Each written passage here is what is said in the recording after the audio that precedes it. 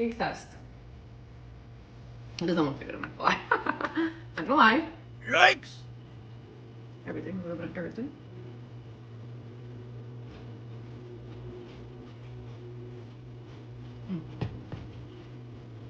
So vinegar. Definitely put too much vinegar because it's like soupy now. However, I love vinegar, so if it was tuna, I would like it a lot more. I've never had salmon like this. It's not bad at all.